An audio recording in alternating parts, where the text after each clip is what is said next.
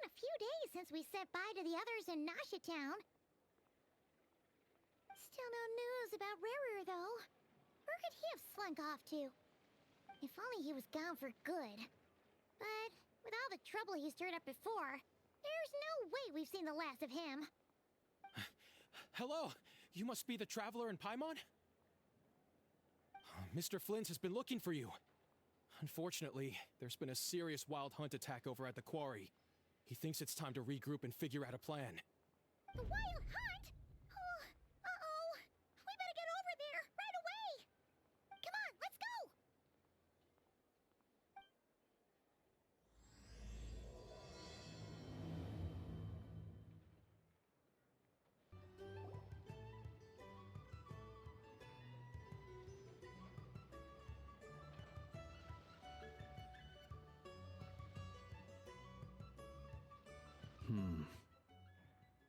I can barely sense any Kuvaki at all.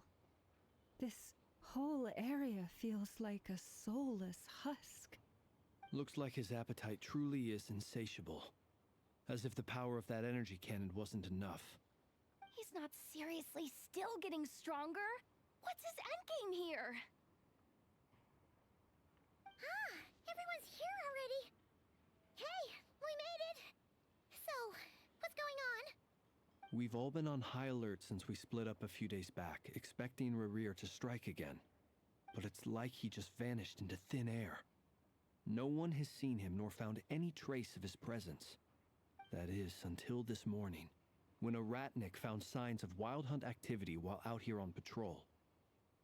As you can see, the crystalline itself is physically intact, but the Kuvaki it contained is all but completely diminished. And we're sure that Rarir did this. Who else? He's the only one who could pull off a stunt like this. Kuvaki loss has reached critical levels. Reikir of Solnari set to maximum threat level. Warning, unless de-escalation measures are taken soon, he will pose a threat beyond our ability to contain. The consequences could be catastrophic. Traveler, do you remember when we encountered Rarir just after regaining his body? There wasn't a shred of sanity left. Nothing but madness and rage. Yeah, didn't he shout out a bunch of names? Then he started raving about how nothing in this world mattered to him. Oh, Paimon gets chills just thinking about it. Oh, but the thought that he's still out there, lurking somewhere and... Last time we fought, we were already at a disadvantage. If he has such overwhelming strength, why would he suddenly go into hiding? Yeah, if I were him and I wanted more Kuvaki, I'd just take it by force. No point staying in the shadows. Unless something went wrong. His whole resurrection thing didn't exactly go smoothly. The other thing is, how does someone who's completely lost their mind still have the wherewithal to cover their tracks so perfectly? Beats me. According to certain medical studies, insanity does not always entail a complete loss of rationality. It may be that Actually sounds about right. He was ranting away to himself the whole time, like he had zero interest in talking to us. There are many unanswered questions here. He could be right under our noses, and we'd still be in the dark. Besides his name and title, we know little about him.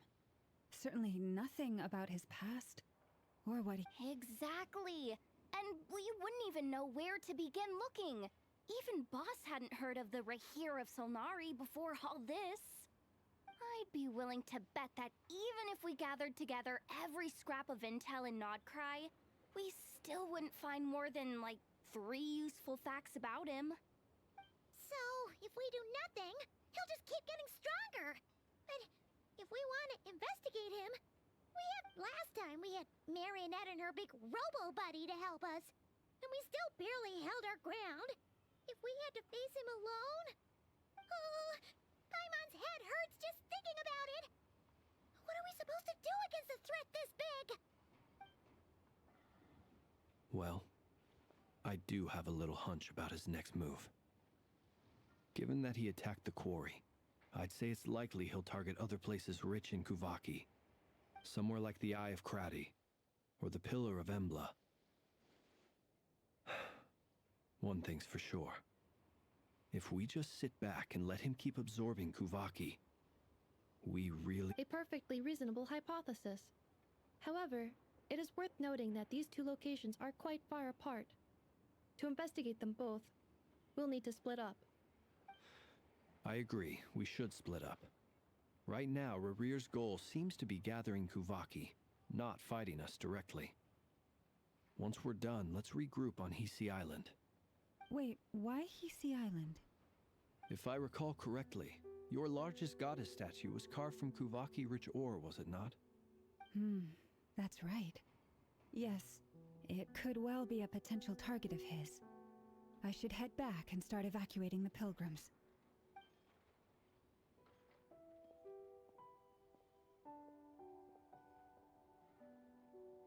Splitting up's always gonna be risky. But I guess we don't have much choice, right? We're in a race against time here. And if we do run into Rear, what then? That's when you follow the third rule of treasure hunting. Run like the wind. Didn't you say the third rule was go with the flow? I don't know. Did I? Anyway, whatever. In this situation, go with the flow means go find backup. Agreed. If anyone finds so much as a trace of Rarir, do not pursue him. Get out of the area and alert the rest of us as soon as possible. We need to put safety first. All right, we'd better get moving. Come on, Anefa, let's go.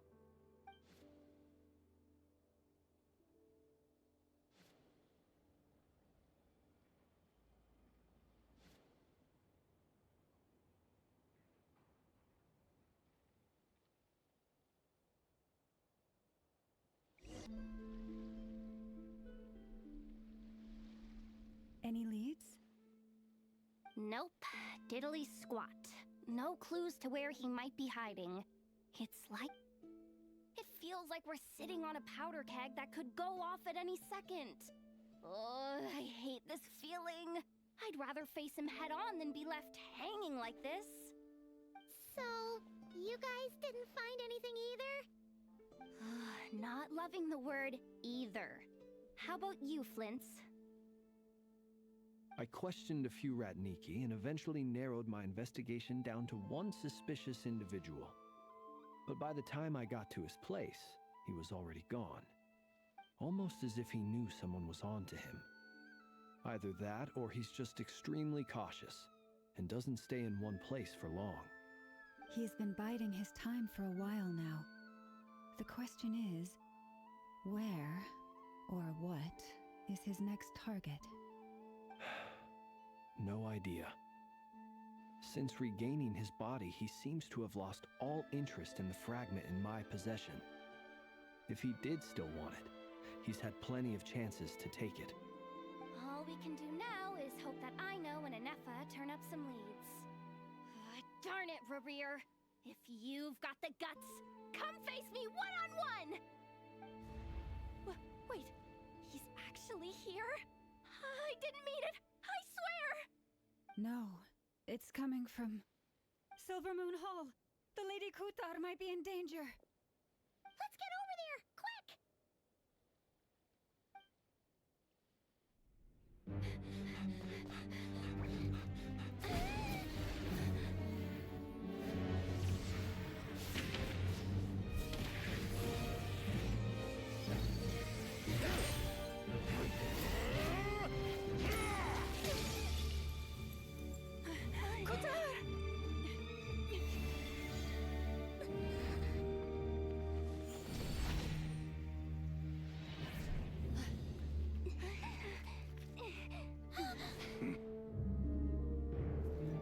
Why is he attacking the damsel elect? What's going on? No time for questions. Stop him!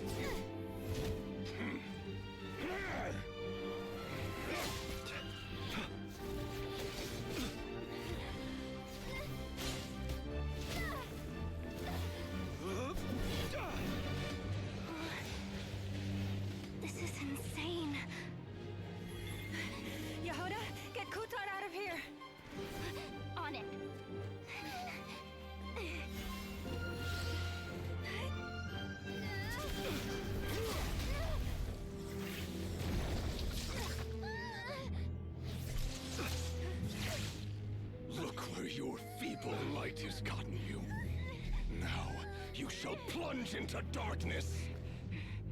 Felindus, soon I will find a way. Watch out!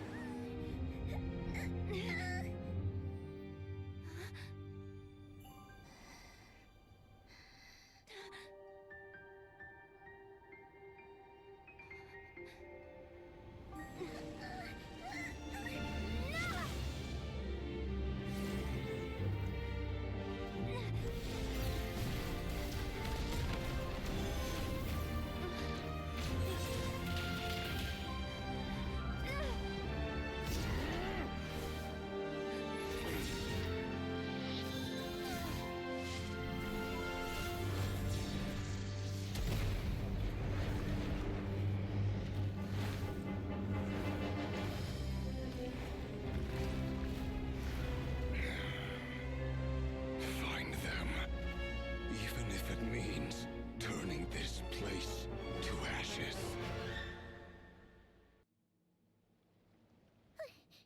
That was too close. We barely made it out of there alive. What's that guy's deal? How'd he get so crazy strong? He's a threat to this entire nation. I doubt his strength could even be measured by conventional standards. I have a question. When me and Anefa showed up, we saw him chasing after this lady like he wanted her dead. What was that all about? We weren't there for the whole thing either. They were already duking it out by the time we arrived. Yeah, we didn't see how it all started. It all escalated so quickly, we had no choice but to step in. Kutar, can you shed any light on the situation? Kutar. Cross-checking database. I see. So you're the one that the Frost Moon Scions refer to as the Moon Goddess? Wait, she's the moon goddess? Oh, no wonder she looks just like all those statues. There are many reasons why people might worship the moon, and just as many why they might despise it. I've never met that person before, but there was no mistaking his deep-seated hostility towards me. Why he holds me in such contempt, I cannot say. But since he hunts the power of the moon, it's no surprise that I am a target. Kutar.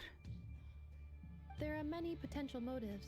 For instance, you help the traveler escape his grasp. This could be his way of taking revenge. It is also possible that he covets the Kuvaki inside you and seeks to take it for his own. The list goes on. But right now, devising a counter-strategy should be our #1 priority. The likelihood of this location being discovered is close to 100%. A counter strategy? But we don't stand a chance against an enemy like this. Surely our only option is to run. He's not gonna chase us to the end of the world, right? So as long as we can sneak out of Krai undetected. No, I can't say that. Come on, Yehoda. This is serious stuff. You can't suggest we all just chicken out. Running is our only option. Huh? You seem surprised, but what other choice do we have? We are facing an enemy we cannot possibly defeat in battle. Well, I mean, yeah, but still. It's not too late. I can distract him, so you'll have plenty of time to make your escape. Wait, what? You're gonna act as bait? Doesn't that make sense? I'm the one he's after. There's no need for you to risk your necks on my behalf. A coyote doesn't stop for bypassers while it's howling at the moon. What is it, Loma? The Frost Moon Scions have already grown accustomed to life without their goddess. My presence here is no longer essential, and this is not my home, so you needn't ask me to stay. We can't just roll over and let him get away with this. That's not our style. We can't just call it quits after everything we've been through together. Besides, she pretty much saved my life back there. If I just ditched her now, I'd never forgive myself. We can't overlook that you have saved our lives multiple times now. To talk of returning the favor would be a little crass for my liking. But suffice to say that we are friends, and friends look out for one another. Riri's true objective remains unclear. Even if we were to sacrifice Muskutar, there's no guarantee he would stop. But Kutar, I know why you left the Frostmoon Scion so long ago. It was because people started treating prayer as a form of trade. They would make self-centered wishes, force you to accept meaningless offerings in return, and then expect you to perform miracles for them, as if that were their entitlement. If it were me, I might have walked away too.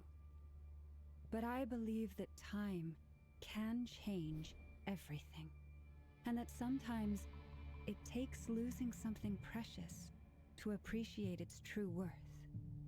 After much reflection, I've realized that this was never about whether the Frostmoon Scions need you.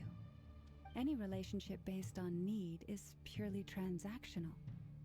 What I truly hope is that you'll choose to stay, not out of obligation, but as part of our family.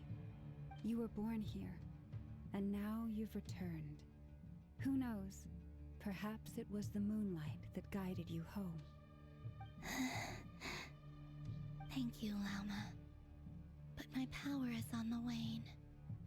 I'm afraid I will be of little use to you now. Very well then. I'll do as you say.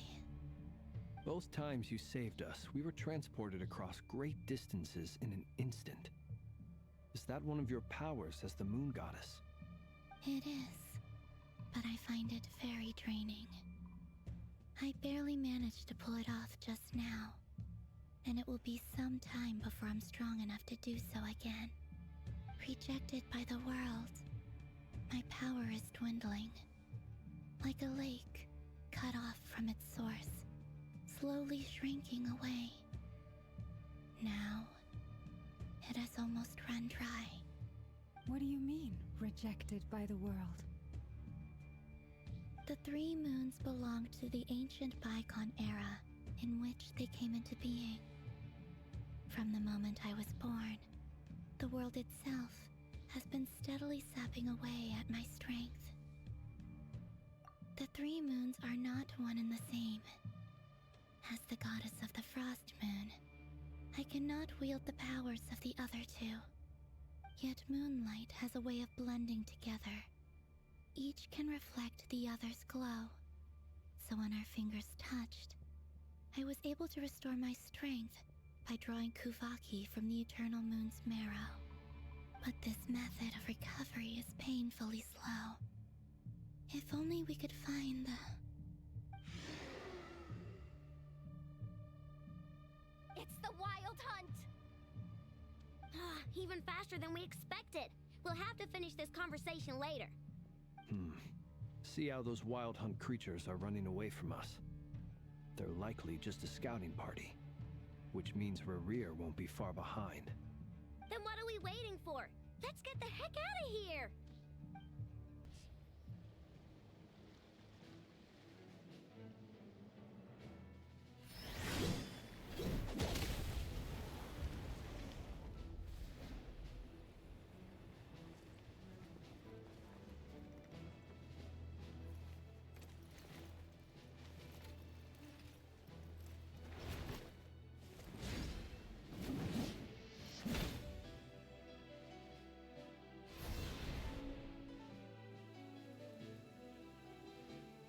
What's the matter? Bit off more than you could chew? Hold up! Who are you? Uncle Varka! You're back from Amspartnir? Whoa! You're Varka? Grand Master of the Knights of Favonius? We could save the intros for later. Right now, let's get you all out of this hellhole. Follow me. I know somewhere you'll be safe. Is that where I think it is? That's the one. Come on, move! There's no time to waste.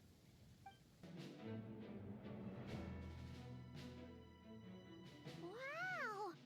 Where are we? This is so well hidden. Well, that goes without saying.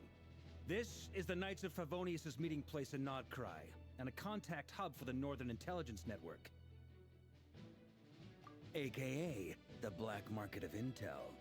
No matter what faction you're with, it's THE place to buy and sell information.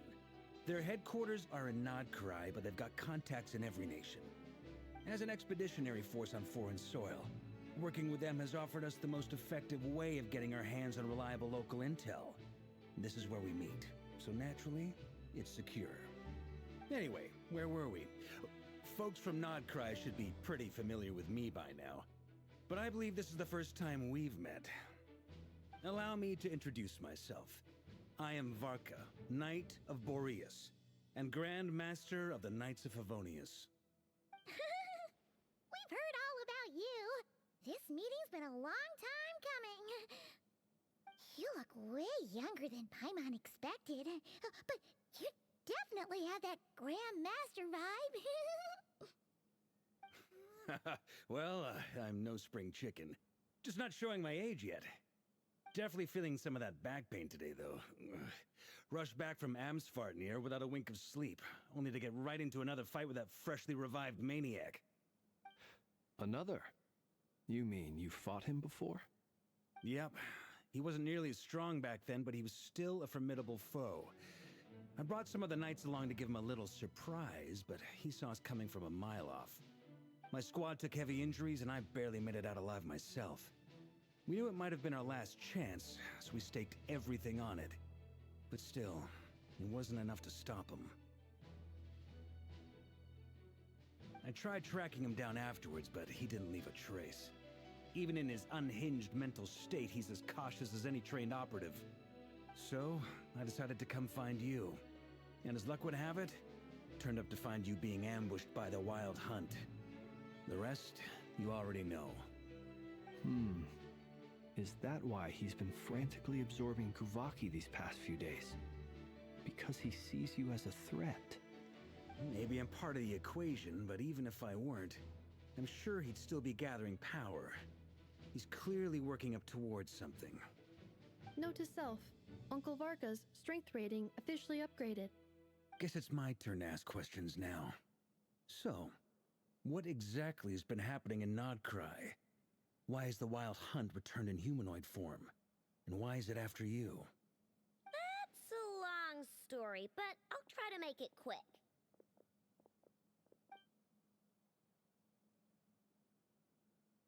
Wow, I had no idea so much had happened. Sounds like you guys have really been through it. So, the Kutar is actually a Fatui Harbinger.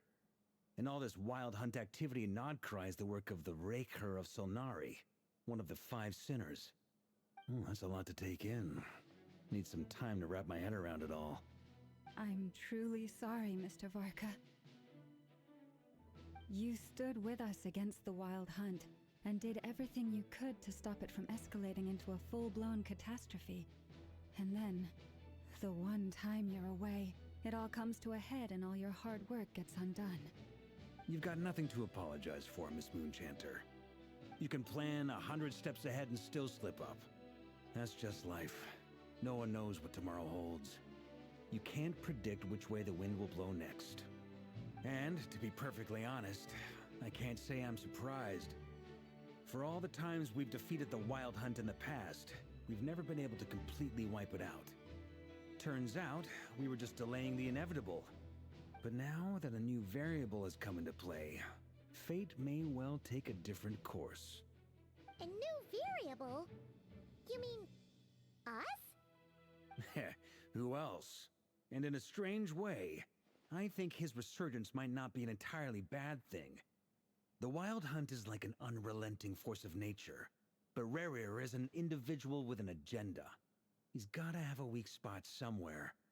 That said, while I was explaining everything just now, some of the points that Mr. Flint's added caught my attention. You mean about our mystery ally? That's right. From what you've said, not only did they lead you straight to some key files, they also shielded Hisi Island from a lethal Kuvaki blast. I don't know who or what could pull something like that off. Heck, even Miss Columbina doesn't have a clue. I hadn't heard the story about those files. Would you mind repeating their titles for me? Wild Hunt Phenomena Log, a Nodcrian Ratnik's Field Journal, and Kuvaki Survey Log. Oh. No. Still doesn't ring a bell. Another dead end. Guess all we can do now is hope that our mystery ally keeps showing up when we most need them. Still, it's safest to assume they won't be intervening again. From here on out, we'll have to resolve this crisis by ourselves. Your intel also explains something else I've been wondering about.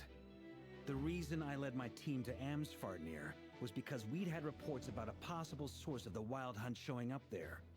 But once we looked into it, it turned out to be a red herring. I don't know who was behind it, but clearly, it served its purpose. I doubt it's by chance that he happened to make his comeback while my attention was diverted. And from everything you told me, it sounds like his scheming began well before his return. So maybe luring me away was all a part of his plan. But is it even possible that he orchestrated all of this by himself? The Moon Maiden and the Raker of Solnari, Nodcry of all places. The way everything is unfolding, it can't be a coincidence. So, what do we do now? Got any ideas? Right now, we've got at least 3 things to consider. Let's go through them one by one. First, we need to figure out how to take down Rerir. If we can't beat him in a straight-up fight, the rest won't even matter. To my knowledge, the bulk of Nodcry's fighting force is already gathered here. But even with everyone united, we're still no match for Rerir in his current state, let alone with his power still growing. What if there was a way to tap into a new power of our own? How so? Have you thought of something, Columbina? 3 moons once watched over this world. The Eternal Moon was the largest. The Frost Moon was the brightest. And the Iridescent Moon was the most mysterious. They say that back then, the 3 moon goddesses wielded immense power. Enough to shape the workings of the world itself. I now bear the Frost Moon's power, and the Eternal Moon's marrow resides within the Traveler. Hold on. Are you suggesting? The iridescent moon, the last piece in the puzzle. That's right. If we can find the Iridescent Moon's marrow, I will be able to regain my strength much more quickly. The 3 moons are said to stir the tides and illuminate all things. Perhaps they hold further secrets beyond our understanding. According to my analysis, the solution is feasible. However, it is subject to one major condition. How do we locate the iridescent moon's marrow? I know a way, but we will need to visit the Fatui's Experimental Design Bureau. The Experimental Design Bureau? Are you saying we need to involve Marionette? Yes. I must speak with Sandrone. It's a long way from here to the Experimental Design Bureau. There's a high chance you'll be spotted. You shouldn't go alone. Then that's settled. Next up, our second priority. Somehow, we need to figure out Rerir's end goal. As you saw for yourselves, when he was still in his Wild Hunt form, everything he did was for the sake of recovering his body and resurrecting himself. His first act since then, after laying low for a while, was to try and assassinate this young lady. People's obsessions often reveal their greatest vulnerabilities. There must be a reason why he despises the moon so deeply. Perhaps it sheds some light on his title, the Raker of Solnari. The Wild Hunt has plagued Nodcry for centuries now. If we want to stop it for good, we have to get to the root cause of what's driving it. It's true. We still know very little about him. If Kuthar hadn't given us that lead, we wouldn't even know his name. But where would we even start? I doubt even the Intel Queen of Krai has a clue, and she has info coming out of her ears. Oh? That's a rather hasty conclusion for someone who's so painstakingly meticulous when it comes to dealing with machines. She heard me.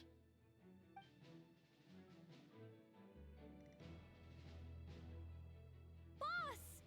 What are you doing here? I'm now asking myself the same question. I received a letter from a humble knight of Favonius, requesting a meeting to discuss a major business deal. But it looks like this humble knight had something else in mind. Details, details. Miss Neffer, the important thing is that you've arrived at the perfect time. Since his failed ambush, I've been racking my brains trying to come up with a plan to fight Rarier. Given the severity of the situation, I think it's fair to say that our only chance lies in uniting as one. And I'm talking all the factions in Krai. We can't do this without the Curatorium, but I knew it'd be a tough job to win you over. So, I took the liberty of reaching out for a little chat. Wait a sec. How did you even hear about this place, Neffer? Didn't you say this is meant to be the Knights of Favonius' meeting spot? And a contact hub for the Northern Intelligence Network? And isn't it supposed to be super hidden? You really think he could have gotten settled in Krai without my help? Besides, I'm the one running this gig. Of course I know where the meeting place is. Allow me to introduce the current head of the Northern Intelligence Network. If it's intel you're after, she's your woman. Pretty much seen and heard it all. Please spare me the flattery. Let's cut to the chase. Seems like you've run into some trouble, huh?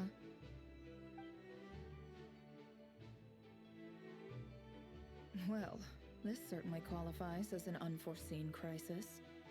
On behalf of the Curatorium of Secrets, I wish you all the best of luck. So you're just going to sit this one out? Why should I get involved? What could possibly be in it for me? What if we told you we can't do this without you? Oh? Then I'd say, you'd better make it worth my while. I don't work for free. I can't put a price on something like this. It's just not in my nature.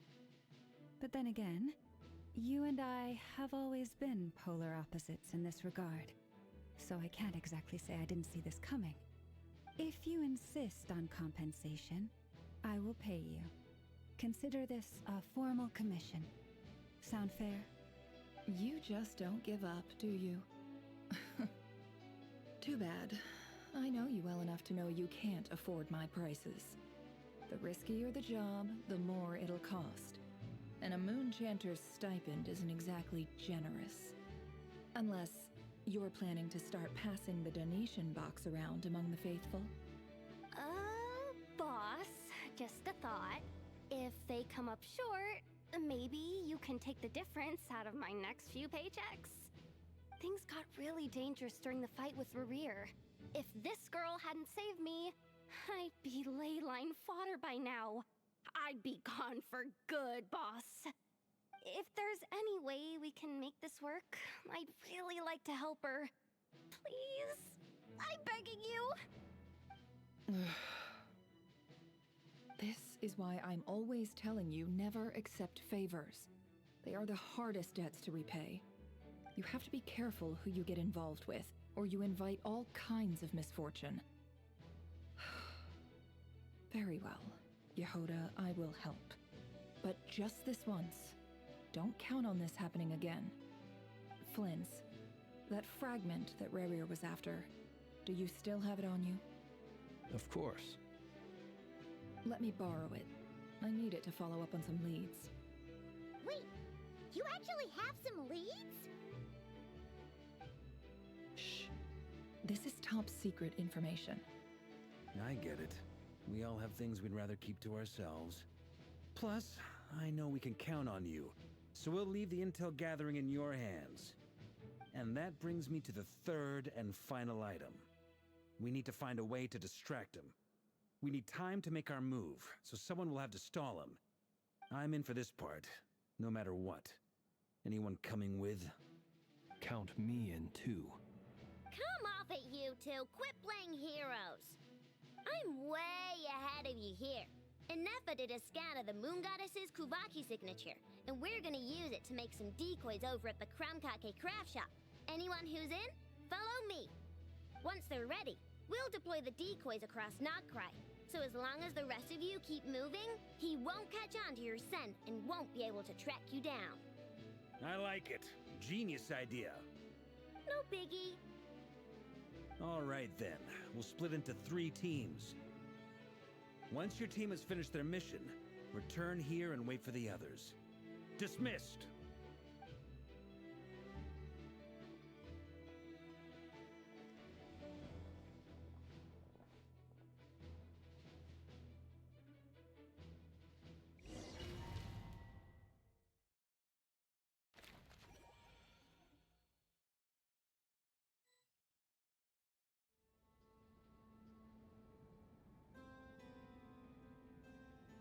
Lady Damselette. Wait, and you two? What are you doing at the Kuvaki Experimental Design Bureau? We've been doing our best to mind our own business lately. But if you're just gonna waltz up here like this, you're seriously pressing your luck. Don't blame us for doing what we have to. Huh. You really think that's gonna scare us off? We're not looking for any trouble. I just want to see Zandrone. Do I need to remind you that you're still a wanted fugitive for deserting us? Out of consideration for our former ties and the crisis we're all up against, we'll let you leave in one piece. But don't even think about trying to get inside. Let them in. But... Are you going to make me repeat that? no, my lady. Zandrone seems to be in a good mood. Must be maintenance day.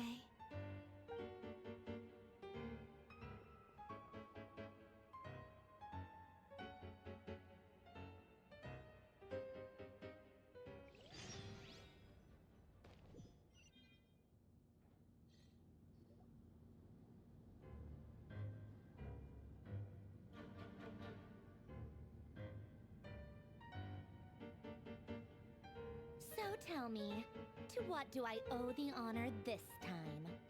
Actually, before you answer that, just so we're clear, we're not colleagues anymore, Columbina. I don't owe you anything. I promise it's nothing big. It seems like you've gotten the wrong idea here. The only reason I let you in was because I was bored.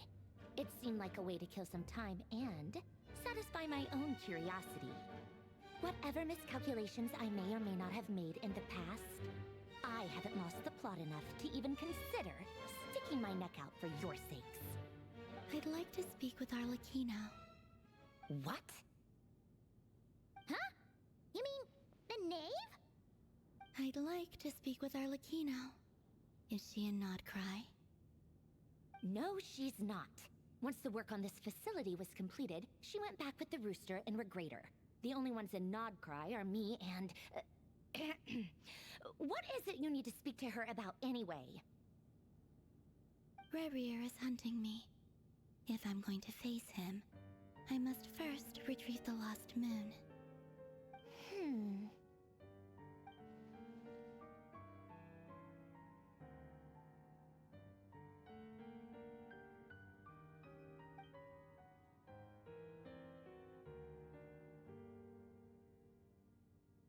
Is that a no, then?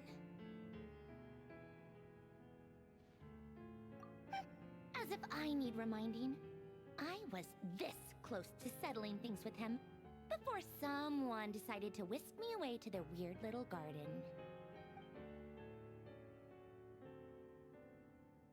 Have you held any tea parties lately? Tea parties?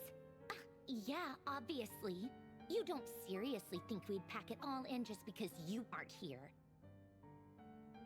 If anything, they've been more eventful than ever. Just me, Arlecchino, and a bunch of insolent and sensitive guests who won't stop asking where you've gone. Oh, they've been a real joy. I bet you served them the worst tea you have. Just like you used to do to me when I upset you. Who cares about how good the tea is when there's no one around to drink it? I keep losing people. First Rosaline, now you. I'm running out of people who can make me laugh. Honestly, what could be more ridiculous than a multi-centenarian goddess who's only ever had the plain herbal tea she received as offerings? You'd always brew a different type of tea for me each time. Was it really just to see how I'd react?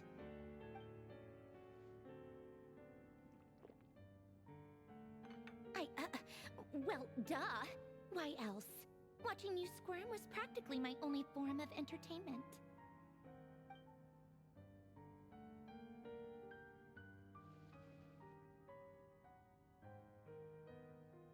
Oh, yeah. And Capitano sometimes used to bring Tartaglia around, too. But I guess we won't be seeing him again. Well, I guess we are overdue for a get-together. Polonia! Have Febronia pass a message to Arlecchino for me. It's time for tea. Will suffice. Pass along a message for me, too, if you would. My body cannot contain the marrow of 2 moons, so I'll be leaving one of them in her care. Excuse me? Who said you were on the guest list? If my tea meant that much to you, maybe quitting the Fatui wasn't your brightest move. Back when you were under the Tsaritsa's protection, no one would have dared come at you so openly. But that protection didn't come for free. In fact, I paid dearly for it. At the end of the day, it was just another transaction. I just got tired, that's all. I never wanted any part in their grand ambitions, and I've had enough of being treated like a bottomless supply of power. It brings back memories from the old days, when I was still worshipped as the moon goddess.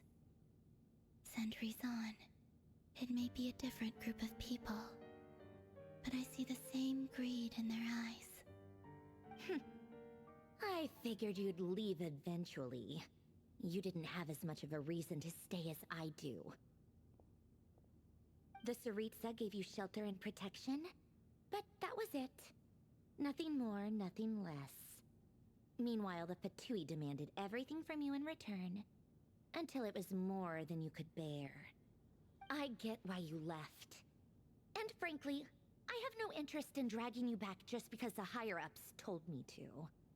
But if you keep hanging around with this riffraff, the next time we cross paths, we might be enemies for real.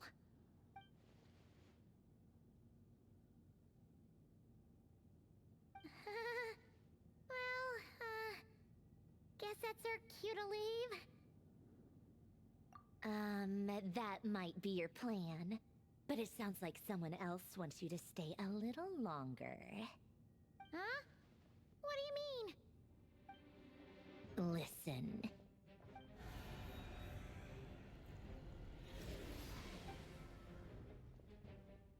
My lady, it's the Wild Hunt. A horde of monsters is headed straight for the facility. Another uninvited guest trying to crash my tea party. Clear the area. I'll handle this. Wait, what? You want us to leave you here by yourself? You'll be lucky to make it out of this alive. You really think you can afford to worry about me? Go on, get out of here. You may have stopped Polonia from crushing him last time, but I've made sure that won't happen again. The entire Experimental Design Bureau is rigged for war. Stay and watch if you want, but it'll be at your own risk. You're not flagged as friendlies in the weapons system. Don't tell me what to do! Look, if you're leaving, make it quick, or you'll just get in my way. There's a secret passage on the 2nd floor. It'll take you right to the plains out back. Stare all you want, Columbina. You're not getting another invitation to my tea party. I know. But thank you anyway, Sandrone. This is exactly why you shouldn't hang around with those people. All their melodrama and sentimental nonsense is rubbing off on you.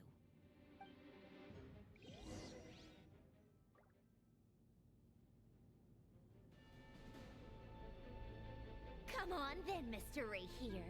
Let's pick up where we left off. It's your Wild Hunt monstrosities versus my beautiful creations. Let's see who comes out on top.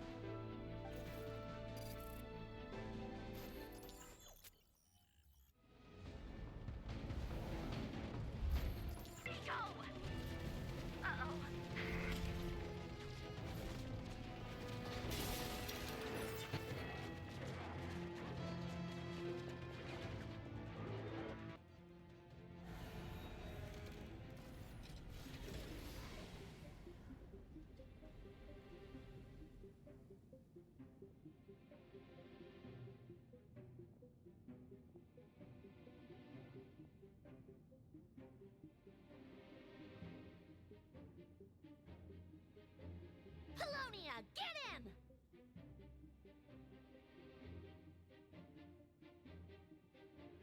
I've upgraded Polonia again since our last encounter, and uploaded every last scrap of your data. So let's finish this once and for She's not here. Where did she go? Hey! Over here, you big... Cursed moon. Go. Keep searching. She cannot have gotten far.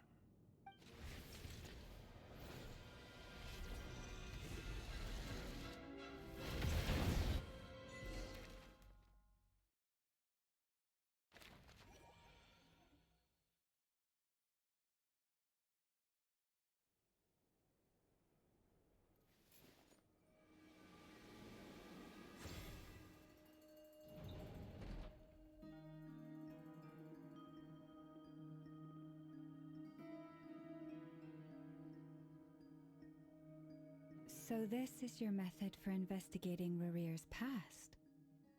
It almost looks like some kind of ceremony. Good deduction. But it's quite a different affair from what you're used to with the Frost Moon Scions. Whoa! First time I've ever been in here. Boss always said it was off limits, so I pictured some kind of creepy dungeon. But it's actually kinda nice. Oh, I guess this must be Sumero decor?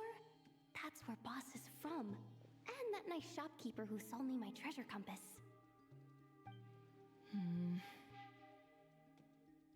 I'm not sure exactly what you've got planned, but it looks like you're all set. When do we begin? Whenever we wish. But for some reason, I've got a feeling this isn't going to end well. I've never faced Rarir myself, but from what you've told me, his power is beyond anything I could imagine. I, on the other hand, am just an ordinary businesswoman. Our paths should never have crossed, yet here I am, forced to make an enemy of him. If you ask me, you're about as far from ordinary as it gets. So what are you saying? You're getting cold feet? Once I take a job, there's no backing out. Still, I have to ask myself if the power I'm relying on will even work on an opponent of this caliber. And also how to make sure I come out of this alive if things spiral out of control. Death is the one thing we can take for granted. It is the great equalizer, however fortunate or unfortunate we may otherwise be. So it's important to consider how to spend what lifespan we have left. Come on, boss. Lighten up. Quit talking about death. It's bad luck. For once, I agree with you. When you're up against a foe like Rarir, there's no such thing as being too prepared. Is there anything I can do to help? That won't be necessary. I've already made up my mind. Time to cash in a precious favor I've been saving for a rainy day. Yehoda, I need you to find someone for me. The sooner the better. Find who? That shady merchant who sold you an overpriced treasure compass the other day. Come on, boss. You're pulling my leg again. In what way is she shady? She showed up when I was completely lost and sold me a neat little gadget that was exactly what I needed. Trust me, she's a good person. Anyway, I know who you're talking about. Don't go anywhere. I'll be right back.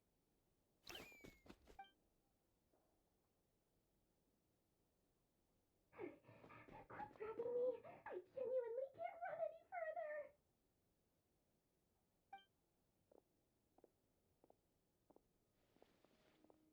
Hey, aren't you? What is it? What's the big rush? You dragged me out of a dream where I was literally swimming in Mora. I'm charging double my usual attendance fee. See, look how easygoing she is. After that rude awakening, she could have completely snapped at us. But in Dori Sangama Bay? I never would have pictured you two doing business together. If you want to make it big in Krai, it's all about connections. Lady Nefer just so happens to have a lot of intel that interests me. It was back when I first arrived in Krai. My trusty assistant, the genie in my lamp, had an adverse reaction to the Kuvaki, and wouldn't you know it, that's when I suddenly find myself in a life-or-death situation. I've been giving her a 30% discount off all of my goods ever since. Now, so that no one here feels left out, I'm willing to extend a 20% discount, plus any other friends you send my way will enjoy 10% off. What can I say? The great Lord Sangama Bay is nothing if not generous. So, let me guess. You've run into some trouble? I've got everything you could possibly need, and the more you buy, the more... You guessed correctly. What have you got in the way of survival gear? The one type of gear I've never been short on. What are you looking for? A jetpack fresh from the Academia's labs? An ancient suit of armor? At the very least, I need to know what kind of opponent you're dealing with here. If even you're worried about staying alive, it must be What if I told you it's someone with the power to bring a nation to its knees? Is that so? Then we really are talking top-shelf treasures. I don't have anything like that in stock right now. I'll have to... Your supply? A powerful woman, make no mistake. I can't reveal her identity, but luckily for you, I hear she's... If you're willing to wait, I can ask her when she's here. Can't say exactly how long that'll be, though. Then, let me put it another way. What would you do if you encountered an enemy like that? Roll over and serve yourself up on a silver platter? Course not. I have a handy little trinket from one of my generous suppliers, which... Hold on. What exactly are you getting at? No, no! This is for my Let's just say I'm borrowing it, all right? Just for insurance purposes. You'll get it back later. Favors are the worst kind of debt to owe, and now you've got a chance to repay one. A win-win situation, don't you think? Fine. You can borrow it for 5 days. No, make that 3. And for every extra hour after that, I'm charging you 1,000,000 Mora. Deal? Deal.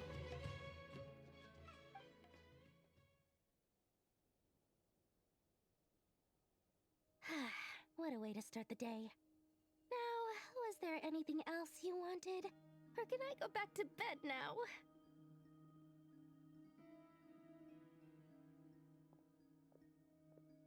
That will be all. Take care now. Don't trip up on your way back, friend. See you later! You're my favorite shopkeeper.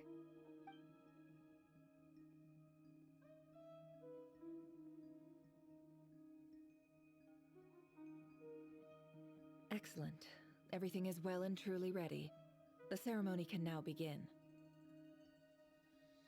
After initiating the ceremony, your minds will follow me wherever I go.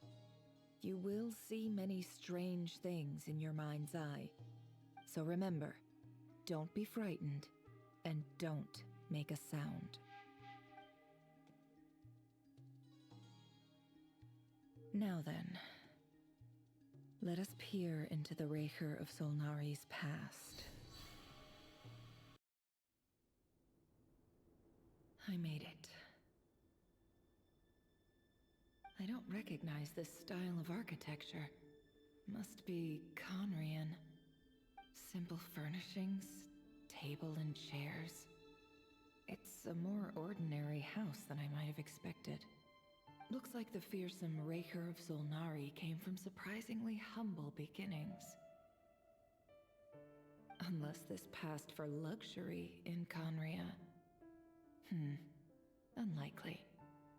It was said to be a very prosperous nation in its heyday. Anyway, I'll keep exploring.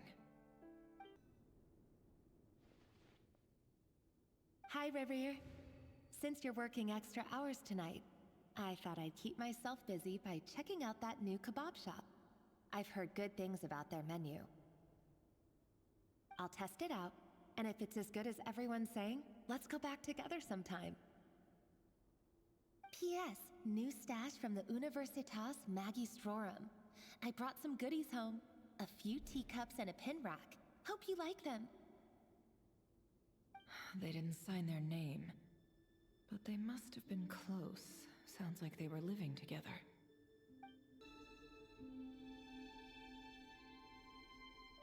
I went over to Joseph's for drinks today. They have a fine collection, but I went alone. Felindis was tied up with something and couldn't make it. Joseph asked why I came alone, but I didn't really have an answer. He then went on to ask about other things. If you ask me, someone who asks that many personal questions is too nosy for their own good. But if he invites me again, chances are I'd still go. Felindis. That's the same name Rerir mentioned. Crane imports keep falling. If things don't pick up, we'll soon be back to meat and mushrooms only. Honestly, I'm not a huge fan of that new type of mushroom everyone's been into lately. Didn't it start out as a lab-grown variety? I heard it's even mildly corrosive. Seriously, why would you even eat something like that? I don't care if it's an impressive feat of alchemy. That just isn't the kind of thing I like to eat. Grain has to be imported, and they're eating a diet of mostly meat and mushrooms. Could it be because Conria is underground, so it doesn't get much sunlight? That would explain why they use so much stone in their buildings. They even use alchemically modified strains for food. Seems like the people of Conria don't have many options when it comes to dining. I've just about saved up enough now. Time to buy it and keep it somewhere safe.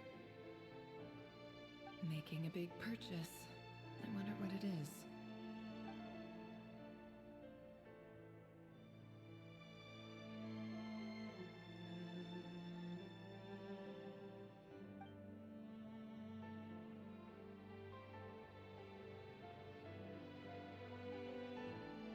He really is a professional.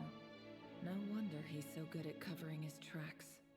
Despite what he's become, it seems like he's retained certain habits, at least in this regard.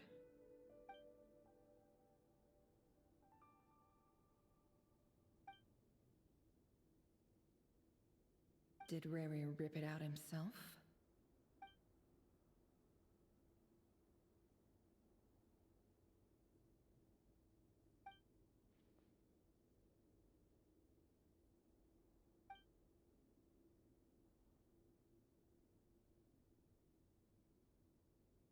Before I met you, I was convinced that my heart was nothing more than a stagnant pool. The burial place of a fallen moon. A withered, windless grove where the waters rested forever unrippled. It was you who helped me see that my heart hadn't entirely withered away. That it could still beat to the rhythm of love. This is just trivial sentimentality from the looks of it. Why would he go to the trouble of hiding that? The burial place of a fallen moon. Reverie, over here. Dane! Oh, and, Vedaflin here? What a surprise to see you here, sir. Hello there, Rerir. You need not address me so formally outside of court. He doesn't get that much free time, so I invited him over for a drink. Even the court prophet deserves a break every now and then, right? Well, I'm flattered. So, what are we discussing today? Hey, don't look at me. As far as I see it, we don't need an excuse to have a few drinks. Come on, don't give us that. Didn't you say you were about to pop the big question? How's that coming along? Who'd have thought the great Twilight Sword was an even greater gossip? I just didn't expect you to be the first one to settle down and get married, that's all. Yeah. If you told me that a few years ago, I wouldn't have believed you either. So, are you planning to come clean about your job then? I'm guessing you still haven't told her. Sure, I'll have to tell her at some point. But I'll need to pick the right time and place. To be honest, I have no idea how she'll take it. Come on, stop being such a pessimist.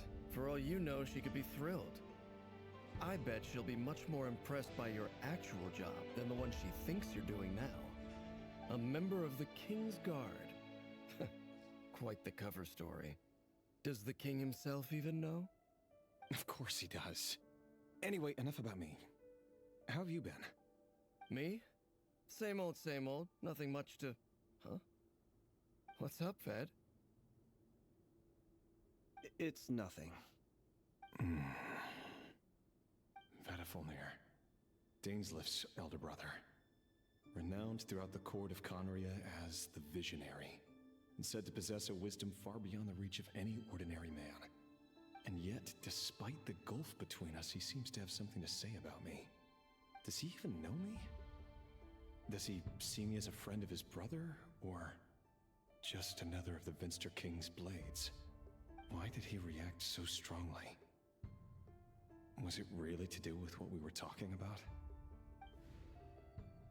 Brown, curly hair and brooding blue eyes. So this is what Rerir looked like back in the day. Perfectly normal. No different from anyone else. As frightening as this monster is in the present, there's something even more unsettling about seeing the human he used to be.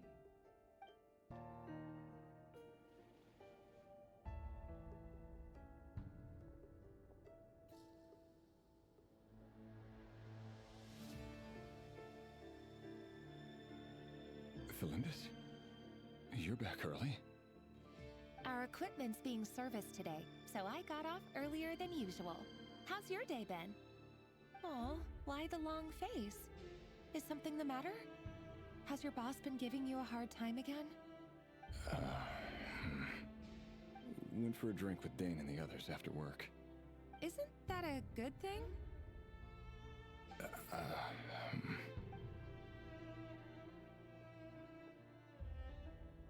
Vedaflin showed up today, too. You know, Dainsleif's older brother.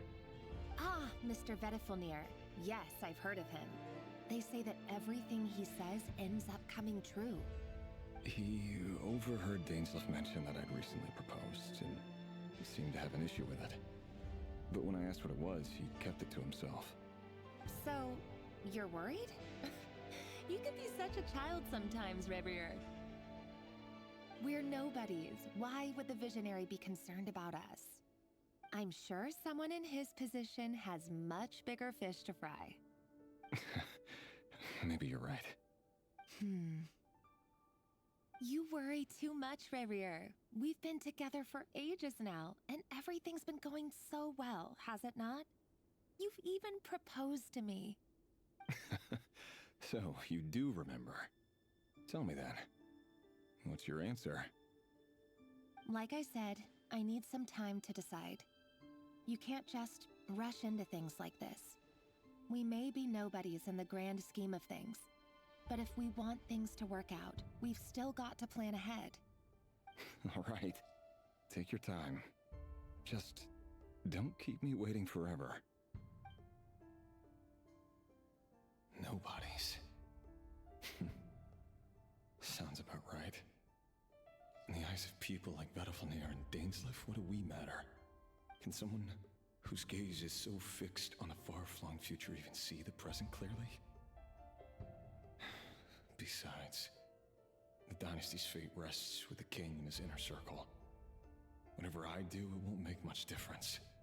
Meanwhile, every idea they come up with and every decision they make, it affects everything.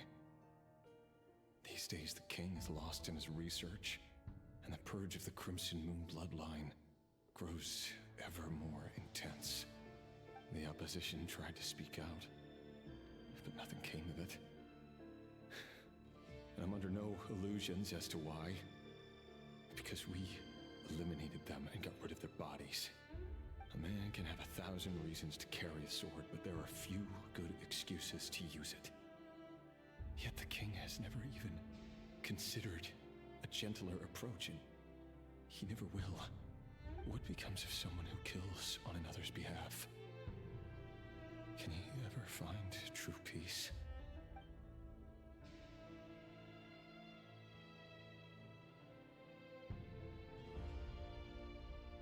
Thelendis,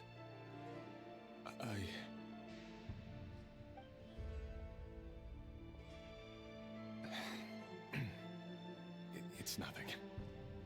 You were right. Fate has never smiled upon nobodies like us. But by the same token, it's unlikely to bear a grudge against us either. There's no reason we can't keep living happily together, cherishing the simple joys of each day as they come. See? You just need to stay positive, Revere. I can feel your warmth, your breath. You're right there, right by my side. Just seeing you makes me happy in a way I can't explain, and that's something that no one could ever take away from me. So smile, my love. Let go of that frown. You're right, Thelendis. I've just been overthinking things. That's better. Getting caught up about things like this will only ruin our evening. Speaking of which, all set for the ball tonight? I need to go get ready. You go ahead. I just have a few things to take care of, then I'll come join you. Even busier than the big shots, huh? Fine, I'll go get started. But don't be late. If you keep me waiting too long, I won't be a happy bunny. Relax. I'll be there. Seriously, though, you drive a hard bargain. You're really gonna leave my proposal hanging and still expect me to take you to the ball? Well, that goes without saying. I already told everyone I'd be coming with a dance partner. Besides, they're two completely different things. Let's take it one thing at a time, all right? All right. White outfit it is. It seems like Rerir was deliberately hiding his ties to the intelligence services by giving the impression that he was just an ordinary member of the Venster King's Guard. He clearly doesn't want his would-be fiancée to know about his other life. Then again, that's hardly surprising. People in the intelligence trade rarely do. Who'd have thought we were in the same line of work? Let's dig a little deeper. Our last operation was a resounding success, and all thanks to you, Rehir of Solnari. In total, we apprehended 32 dregs of the Crimson Moon, and 67 accomplices. After all these years since the dynasty's fall, so many of them still linger on. Indeed, it cannot be denied. Yet it was destiny that the Crimson Moon should be overcome by the eclipse, and that His Majesty, the all-seeing Venster King, now guides our nation on the path to prosperity. Conria has no further need for a dead moon. But alas, there will always be those who refuse to see the truth, choosing instead to romanticize the past. That's not entirely true. Much about the Crimson Moon era was worthy of remembrance. And that's exactly why they keep trying to see it restored. Many of its secrets remain unsolved to this day. As it happens, that's precisely the field of study my partner is devoted to. You still haven't told her what you really do for a living. Where would I even start? How do you tell someone that you're one of the king's hand-picked executioners? That your hands are steeped in blood. You didn't choose this life, any more than I did. Orphans like us don't get a say. But I'll sure as heck be the one to pay for it. Speaking of which, we need to be more rigorous in the way we identify direct descendants of the Crimson Moon. Someone, it seems, has strong opinions about my future plans. Most likely my marriage in particular. I have a feeling that we may soon become targets of the Crimson Moon's retribution. Your concerns are not unfounded. They've taken out many of our colleagues these past few years, and for that very reason. These are no helpless lambs we're leading to the slaughter. They're wolves in sheep's clothing. Take care, Rahier of Solnari. I look forward to toasting you at your wedding. Thanks, Thorkel. You look after yourself, too.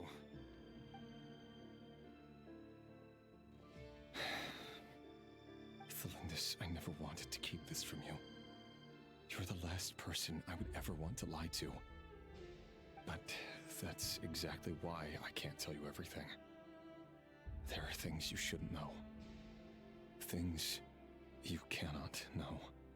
The moonlit dynasties are a thing of the past. Yet even now, with the sun shining high in the sky, there are those who would call forth a dead moon's ghost. Could that be why Vedalfnir held back? Or was it because of some court secret he's not at liberty to share? I have to get a clear answer from him. No matter what happens, I will protect Thelindis. Rerir seems to be very concerned by Vedalfnir's reaction. Vedalfnir and Dainsleif, the Visionary and Twilight Sword. So that's what they were really like. I've investigated this whole area now. There doesn't seem to be any other memories here. Should I try somewhere else? Wait a second. What's this black smoke?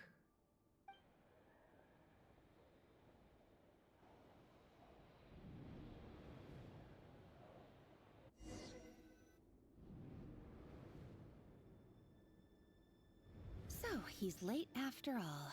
Just you wait, Rerir. You're in for it. Big time. Are you waiting for someone, ma'am? Could I tempt you into buying some flowers? Oh, sure. Pick me out a pretty bunch if you would. Thank you. But I'm afraid none of them are as pretty as you. For someone so young, you sure have a way with words, don't you? I'm only telling the truth. Look me in the eyes. You'll see I'm not lying. May we have a word in private? Who are you? And what do you want? It doesn't matter who I am. Too many of our kind have fallen lately, so I decided to take the risk of reaching out. Not long ago, the Rahier of Solnari led an assault on one of our strongholds. We suffered many casualties, and many who came to our aid lost their lives as well. Sorry, I don't know why you're telling me this. And I don't want to get involved. Wait, hear me out. This time we finally got a clear look at his face and learned his true identity. His name is Rerir, and he claims to be one of the King's guards. What did you say? A cruel irony, isn't it? The man you're set to marry leads a double life as a brutal executioner. But surely, you must have caught a whiff of the blood on his hands. Why are you telling me all of this now? Simple. It's because... How strange. Rerir was nowhere to be seen in that memory. It clearly belonged to Thelindis. Rerir couldn't possibly know what happened if he wasn't even there. Why would her memories appear in his fragment? The ceremony won't last much longer. I think it's time to call it a day. So that was your doing? Did you just pull us inside Rerir's fragment to spy directly on his memories? Any more questions, and I'll have to start charging. I had no idea you could do that, boss! Seriously, that was amazing! We're not worthy. We're not worthy! I gotta admit, though, I'm itching to see what happens next. Feels like we barely scratched the surface. I'm just as curious as you are. But the ceremony only allows for limited time inside. That's all we can see for now. Luckily, we managed to learn quite a lot. So far, so good. I just hope the others are doing okay too. Especially the group with the Traveler. Their mission is a risky one. Let's hope it's all going smoothly. If you're worried about them, go see how they're doing. If I know Boss, she's gonna need some time to write up all the details and make sure it's all coherent. I'll stay behind to lend a hand, but feel free to head back and meet up with the others.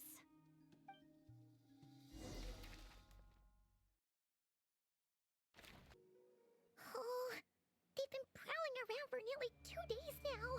These things just won't quit. Oh, they might not have seen us yet, but them constantly sweeping the area, our way out is completely blocked. Oh, that's never gonna work. One little slip up and it's game over. If they spot us, they'll run straight back to Rare. And once he knows we're here, it won't be long before he's breathing down our necks again. Oh, guess you're right.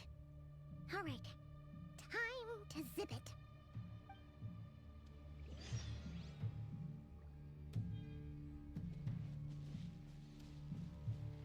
Quick, hide! We almost got spotted. Phew, that was a close call.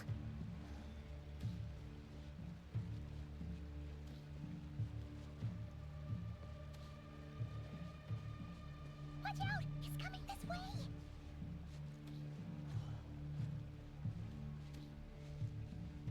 Keep going. We're nearly there. This is the final hurdle.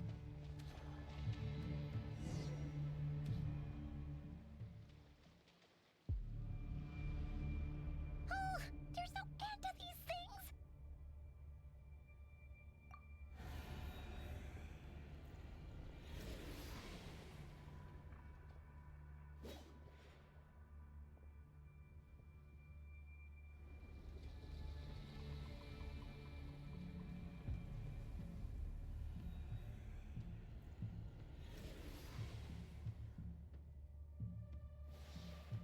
Fire. Fire? Wait, what's that smell? Oh no, there's a fire!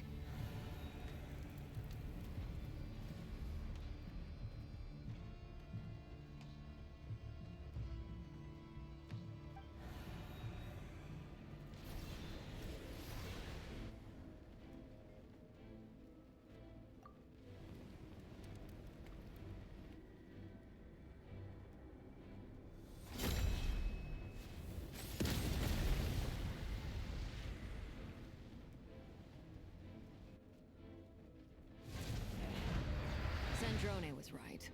You look weak, Columbina. The old you would never have let such lowly creatures bar your way. Word has it that you did something for the Tsaritsa, and that's why you've lost most of your power. Freedom comes at a heavy price, doesn't it? It's Arlecchino! You came! Hello again, Columbina. And greetings, guests of the House of the Hearth. It's been a while, Arlecchino.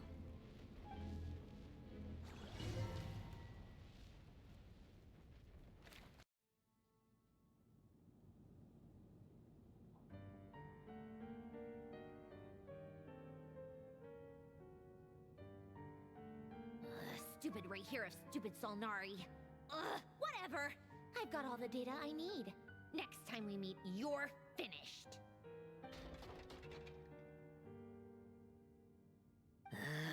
He sure doesn't pull his punches. Excuse me, do you need a hand? You can do me a favor by staying out of my way. Can't you see I'm busy? Wait a minute. I recognize that voice. Hello, Miss Sandrone. Father sent us over to help. Huh. How considerate of her. Hey, Fremine, get over here and help me fix this. Lenny, you do your thing. Just Keep your sister away from my machines. Nearly every machine that cat girl touches ends up going haywire. Go put her on cleaning duty or something.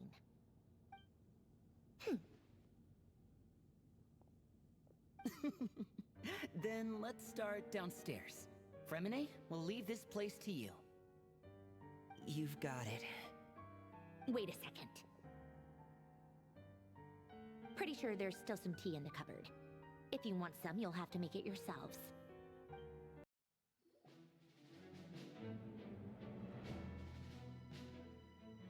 It's a relief to see you all made it back in one piece.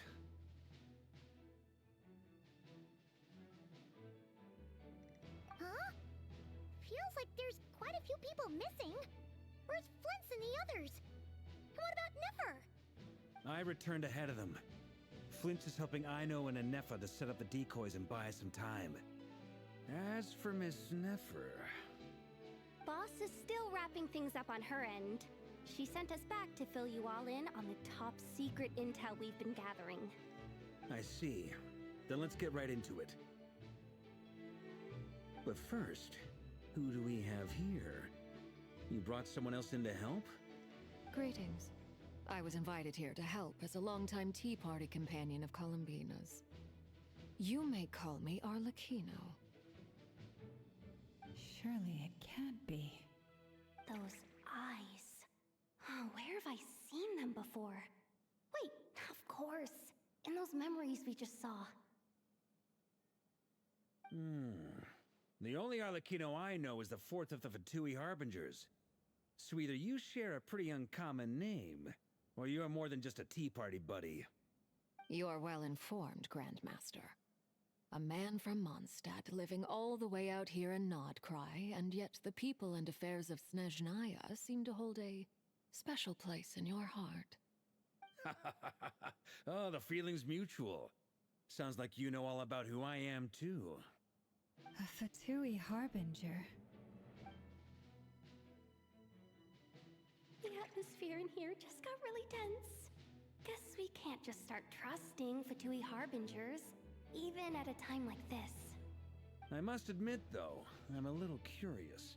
Seeing as the moon goddess no longer belongs to the Fatui, what makes you so willing to put your neck on the line here?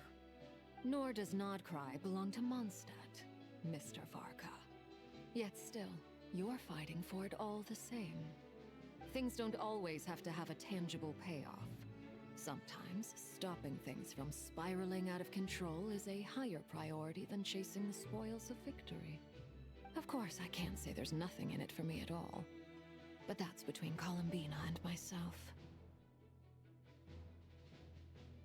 Forgive me. I don't mean to doubt you.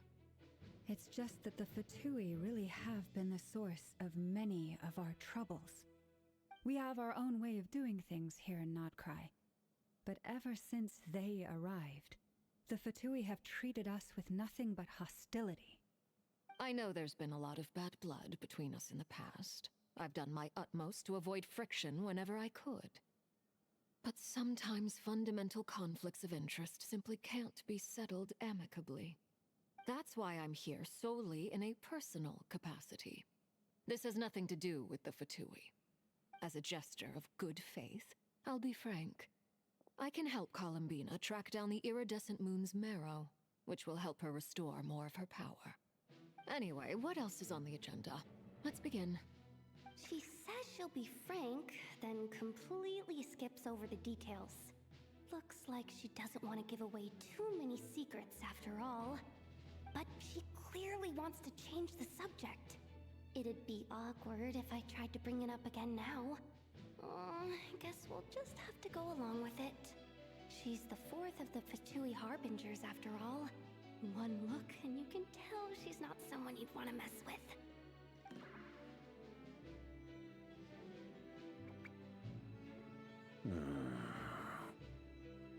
Well, since Miss Arlecchino sounds confident in her ability to handle that, we'll proceed to the next topic. Yehoda, time to share that top-secret intel. Alright, listen up everyone. First, we now know that Rerir was originally a Conrian secret agent whose primary mission was to hunt down and assassinate the so-called Dregs of the Crimson Moon. The Dregs of the Crimson Moon? In the memories, there was a lot of talk about the Crimson Moon and Eclipse, and a whole bunch of other stuff from the time of Conria.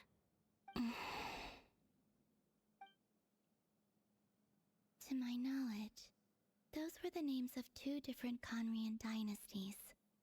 Long, long ago, it is said that the people of Conria worshipped the Crimson Moon, drawing a mysterious power from its reflection. But one day, a coup saw the Crimson Moon eclipsed, hence the name of the new dynasty that replaced it, and how it became the new emblem of Conria. Still, long after the Crimson Moon dynasty had fallen, the last ruler of the Eclipse dynasty, the Vinster King, still coveted the secrets it left behind. So, he sent the Rehir of Solnari to secretly hunt down the Crimson Moon's few remaining followers. In those days, Rerir showed no signs of madness. In fact, he was as normal as any other person. Oh, and he had a fiancé. What's the matter?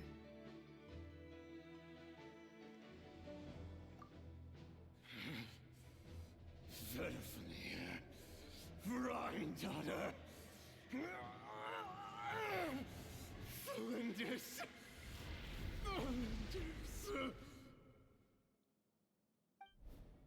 Interesting. Anything else? What about this would-be fiancé of his? Do we know anything about her? Well, she was a researcher at the Universitas Magistrorum, but it felt like she was hiding some kind of secret. Oh, and one more thing. For some reason, Rerir's fragment also contains some of Thelindis' memories, though only a very small portion. Well, no shortage of potential leads, I'll give you that. In any case, it sounds like we can conclude that while Thelindis was still around, Rerir appeared to be lucid and quite normal. Thelindis, it seems, must have been the one thing in this world that he couldn't let go of. Tell me, though, were these pure-blood Conrians we're talking about here? Why do you need to know that? Hold on. If she was a pure-blood Conrian... Oh yeah! Just like how it was with the captain! If we could somehow find her, do you think there's any chance Rerir might regain some of his sanity? It's possible, but it would take a miracle. We can't pin all our hopes on that. That merchant who never knows, Dori Sangama Bay. Maybe we could hire her to look into it. All right, then. Let's keep working in our separate teams. Traveler, Paimon, Kutar, and Miss Arlecchino will go look for the iridescent moon's marrow. As for the others... On the way over here, I noticed that the Wild Hunt monsters had grown even more frenzied in their search for Kutar. At this rate, the people living here will be in grave danger too. So I'm thinking of gathering together some of our followers to go wipe them out. I'll head back to the curatorium and meet up with the boss. Feels good knowing we've all got something to be getting on with. Given that the Wild Hunt has been a lot more active lately, the Lightkeepers have likely begun their own operations too. If that is the case, someone will need to pass the news on to Flint's. I'll hold the fort for now, then discuss our next move with Flint's, Aino, and Anefa when they get back. All right then. Well, the clock's ticking. If that's everything, we'll be on our way. We'd better get moving too. We'll try to buy you as much time as we can. Relax. Just do your thing. Now, I decided to call in some backup since things are getting so hairy. Our reinforcements should be here any minute now. Stay safe, everyone. Dismissed.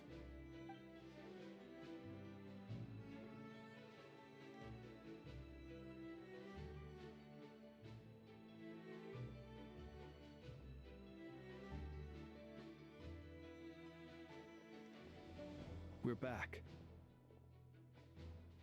Did we get here a little early? Or a little late. A tad late. The others have already set off. To summarize, our resident moon goddess has found us a new ally, and Boss Nefer has uncovered some promising info. Everything going smoothly on your end? Not great. I don't know how long we can stall them for. The decoys are getting taken out way faster than we imagined. I'm gonna make some more later, but I need a timeout first. I'm so tired right now. Oh, right! Nefa, could you fill in Uncle Varka on what we just discussed with Flints? Sure. Uncle Varka, you previously told us about how when you went to investigate a source of the Wild Hunt in Amsvartnir, you discovered that it was just a diversion. But according to Flints' intel, several outbreaks of the Wild Hunt had already occurred in Krai in the period leading up to that. That was before Rerir had regained his body, when he was far from regaining his full strength. In other words, in theory at least, he still lacked the means to act in two places at once. Flints, with everything that's been happening, the Lightkeepers across Krai are rallying to fight back against the Wild Hunt. They're gonna need your help. I know, I'm sure you're capable of coming up with something far more effective than decoys. But for now, you should stay here and get some rest. And Nefa and I will head back over to Amsvartnir to see if there's anything I missed. I told you Uncle Varka would say that, didn't I? A deal's a deal. Not a word about my snack intake for the next week. Database updated. Reliability of Aino's predictions increased. What does that mean? They were betting on how you'd respond after hearing their intel. It's the obvious choice, isn't it? That's hardly worth betting on. We already decided that Nefa should go investigate the situation over at Amsvartnir on her own. You might as well stay here and keep watch. Someone needs to hang back and oversee our strategy meetings. And besides, you still haven't fully recovered from ambushing Rerir. So I've ended up with the easiest assignment. Well, I appreciate it, everyone. See you when you get back.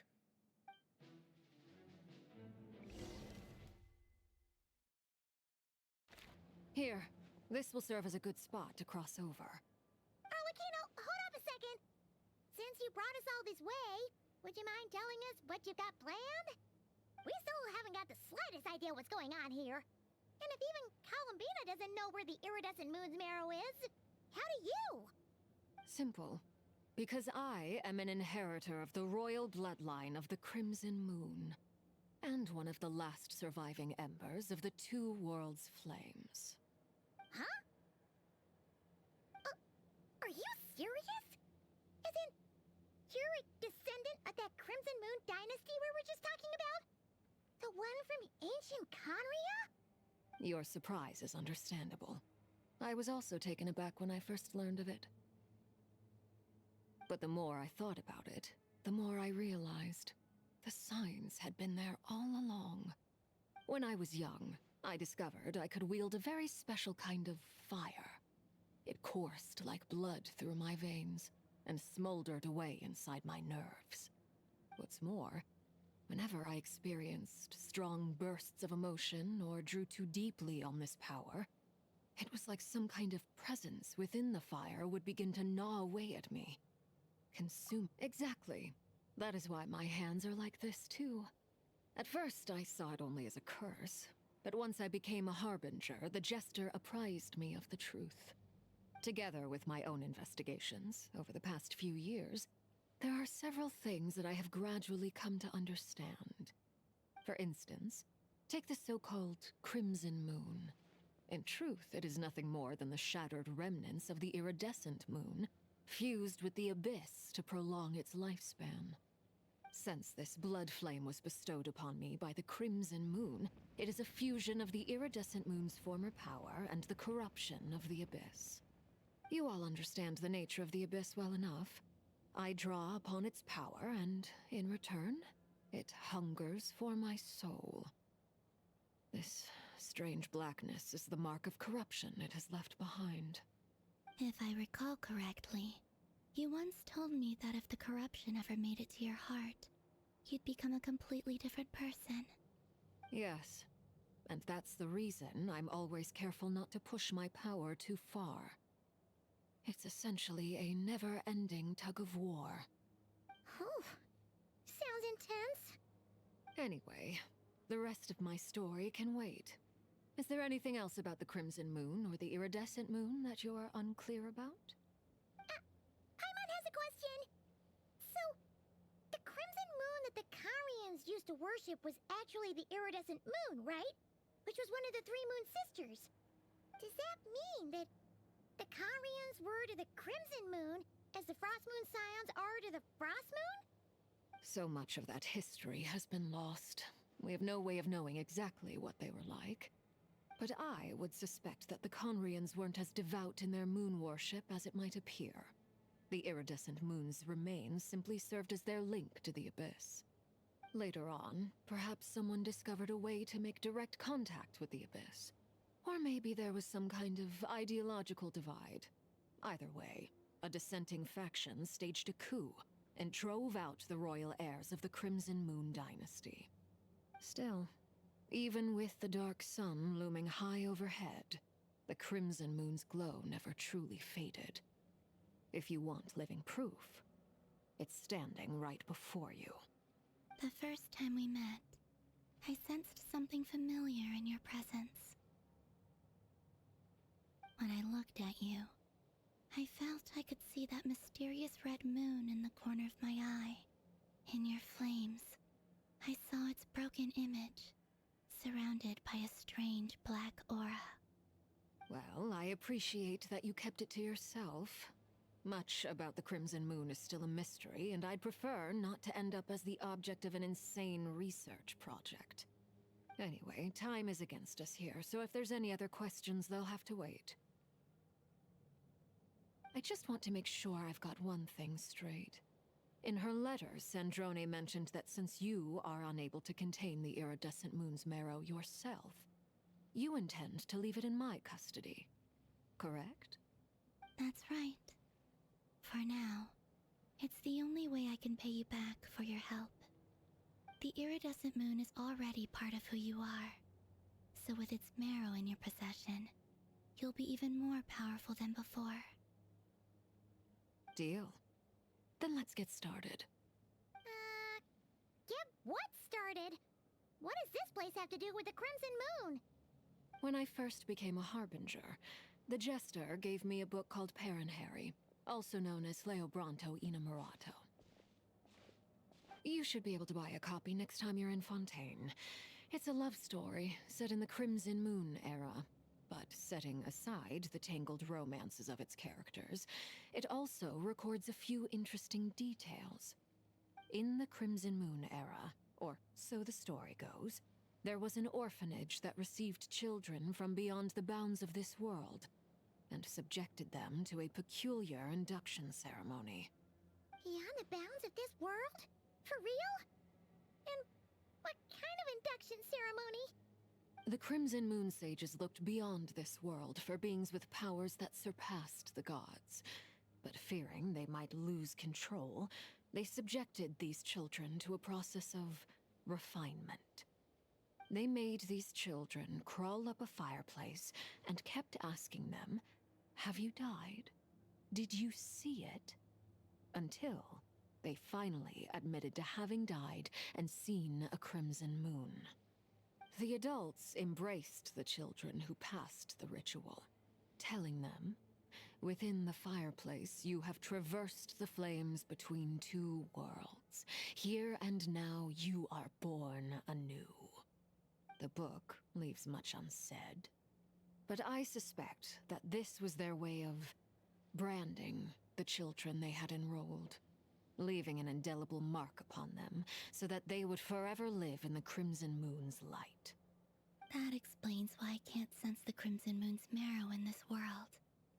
It makes sense that it would be sealed in a special space that can only be accessed temporarily through some kind of ritual. But there's no fireplace here. Do you see a chimney anywhere? Oh, are we supposed to build it ourselves?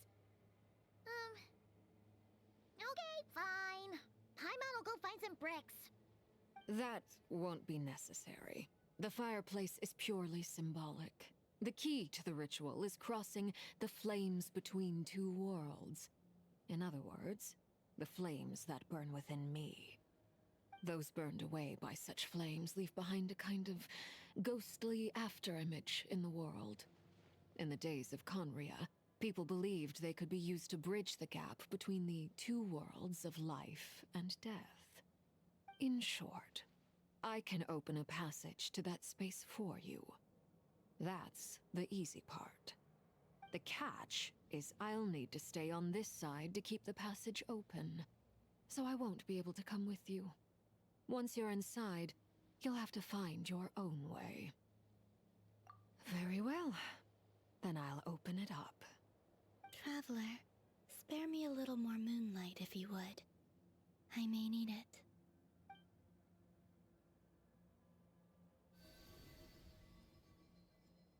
Thank you. I feel like I've recovered some of my strength now. It should be enough to move us across short distances and confront whatever dangers might await.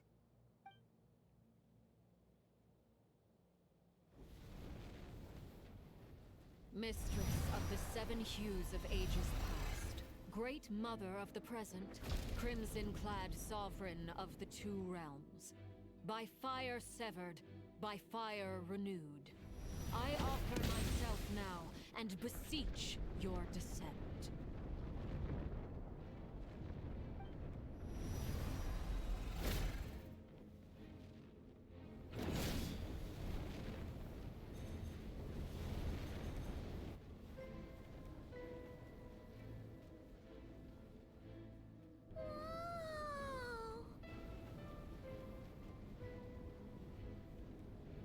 One word of advice. As you're crossing over, no matter what voices you hear, do not answer. Got it. I sense a sinister gloom inside, but also the familiar light of the moon. I feel that I am about to meet an old friend who has changed beyond all recognition. All right, let's go.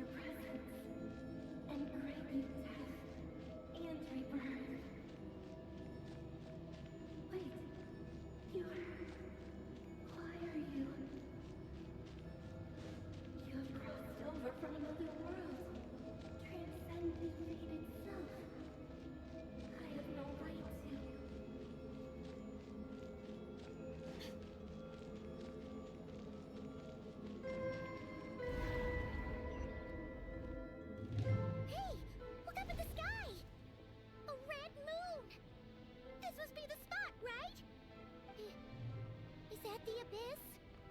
It's practically filled the entire place. What now? What a tragic sight.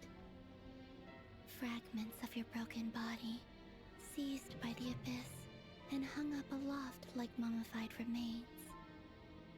Iridescent moon, was this truly what you wished for? Careful. There's something spooky about this place. Feels like something is lurking in the fog. Paimon's right behind you. Whatever you do, don't run off without her.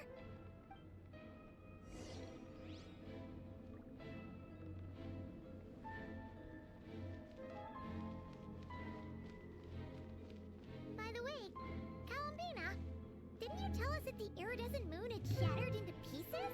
The moon up there looks pretty whole to Paimon. How is that possible?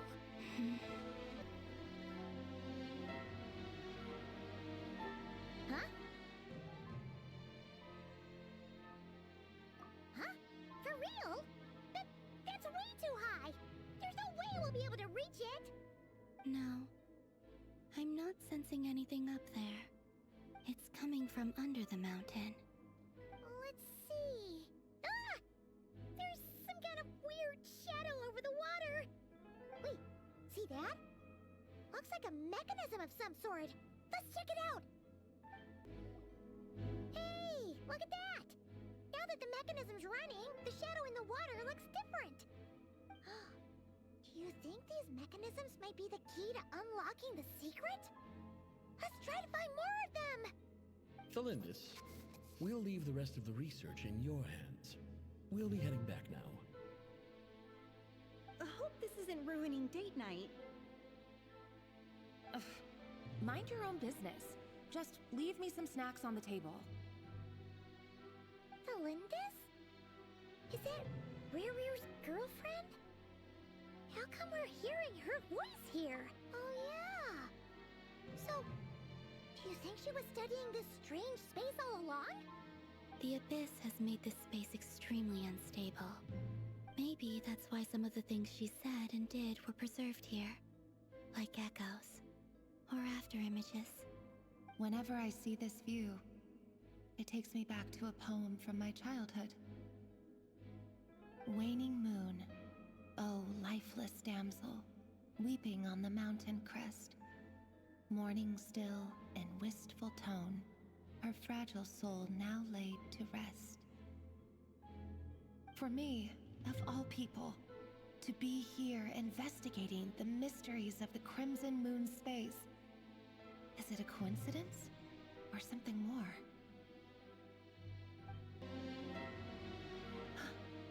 I see. So the moon marrow, or rather the power of the 3 moons, is the key to unlocking... If it really does exist, then maybe this madness can finally be put to an end.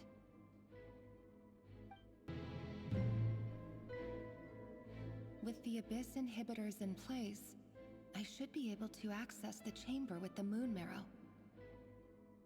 Oh, Revier, with every step you take, you're drifting further from what you truly desire. But you're not the root of the problem. Ever since that outsider set foot in Conria, the Vinster King has sunken deeper into madness. If only I could get my hands on that outsider.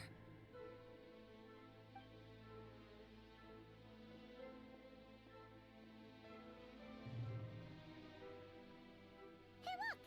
The moon's reflection is back to normal! Thalindis' voice mentioned a chamber with the moon marrow. Do you think maybe it's hidden in the moon's reflection?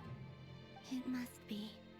For within it, I sense the fragile aura of a dying soul. Then there's no time to lose! Let's go!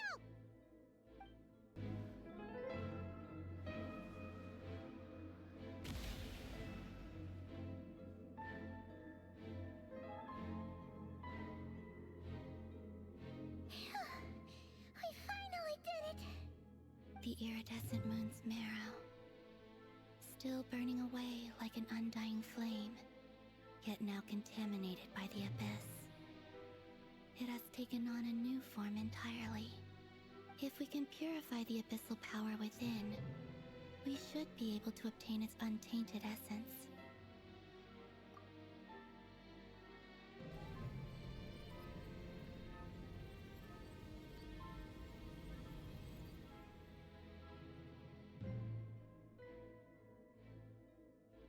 It's so cold.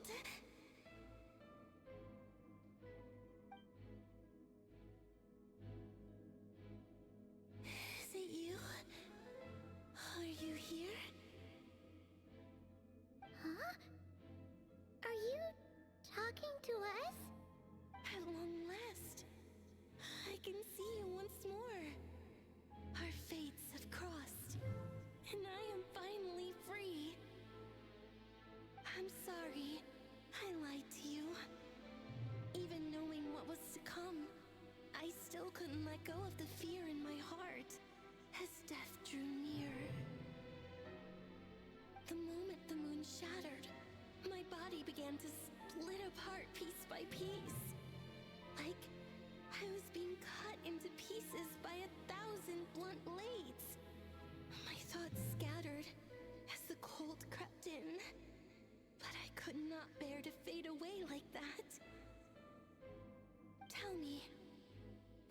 it that brought you to us? All that time ago? If only I had possessed your courage, then I might have been spared this torment, more painful than death. You look so puzzled. That's how I felt too when I first saw you. But trust me when I say that everything happens for a reason. Farewell, Hypo.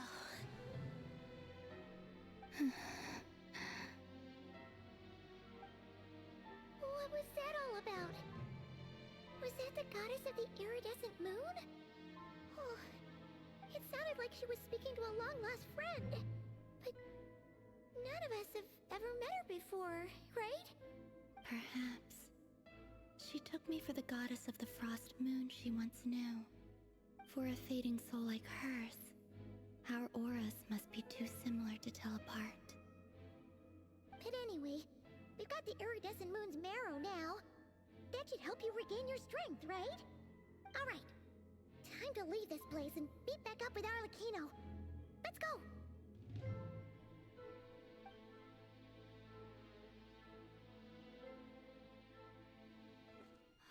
That's odd. This place looks different than when we came in.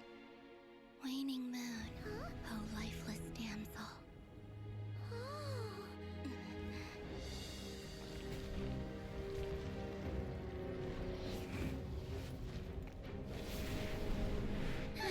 Hurry! The place is collapsing! It wants to trap us here. Who's it? The Abyss? Now we've taken the moon marrow. All that's left here is a dark will. It will show us no mercy.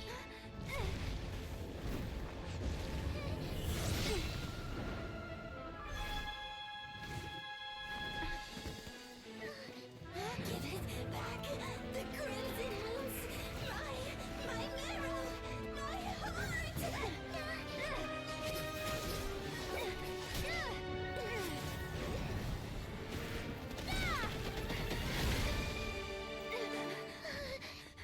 Finally! Huh?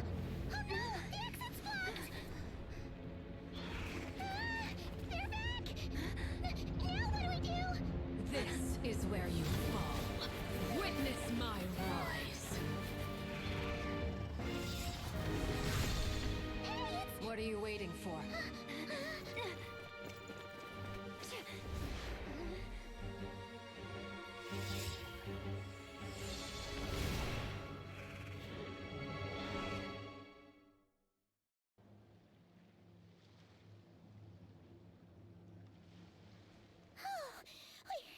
We made it!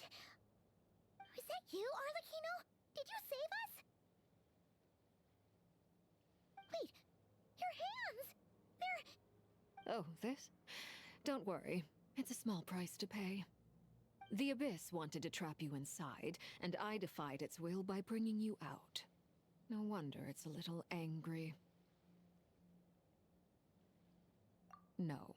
I have paid the price, albeit a small one, and it cannot be undone.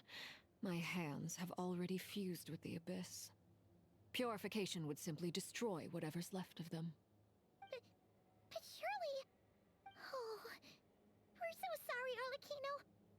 Paimon can't believe you'd make a sacrifice like this for us. As much as I'd like to call it a favor, the truth is I was simply holding up my end of the deal.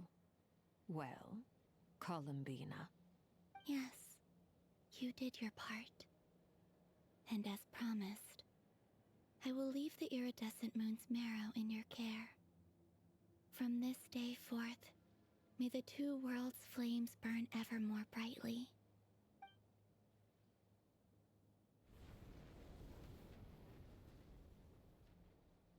I'll take that as a blessing. Now, Columbina, give me your hand. Accept this moonlight I offer in return.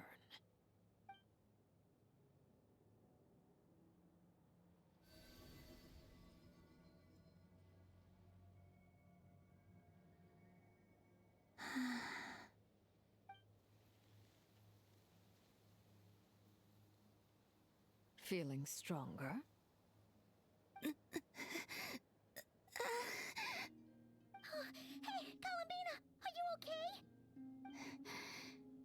I'm fine. Our powers are a little at odds, that's all.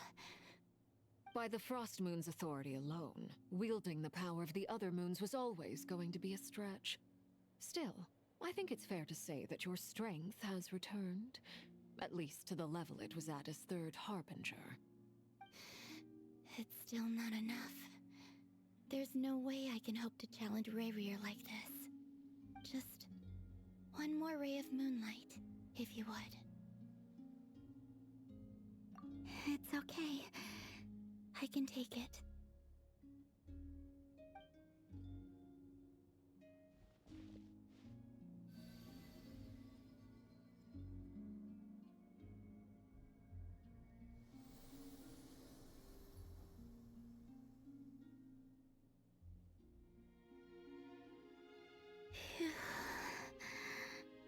How about now?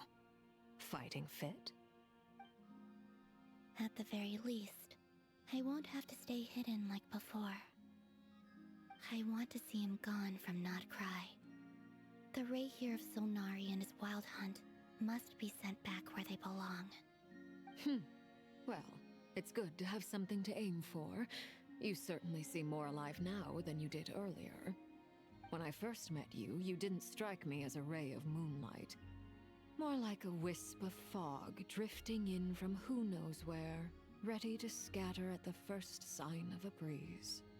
But now, you're full of vitality. Just like the Frost Moon, once the brightest of them all. May you keep shining, Columbina. This is who you are. Thank you. Look after yourself too, Arlecchino. I know you have plans of your own, and that's why you're always seeking to grow stronger. But whatever you're after, don't let the Abyss take a hold of you. I do not wish to see you go down the same path as Rayrier. I appreciate the concern, Columbina. Although perhaps it's time you took a new name. A new name? Kutar, the Moon Maiden, Columbina, they're nothing more than code names. They describe who she is and the roles she's played, but they're not her real name. We often use code names in the House of the Hearth, too. But it's knowing your real name that keeps you grounded. Up till now, you've been living a wandering life, so you've probably never really cared. All I'll say is this. Once you've defeated Rayrier, give it some thought. All right, that's it from me. I'll get you back safely first, then go meet up with Sandrone. You're the best! I appreciate the gesture. It speaks to your good character. Anyway, let's get going. There are more urgent things to do right now than trade compliments.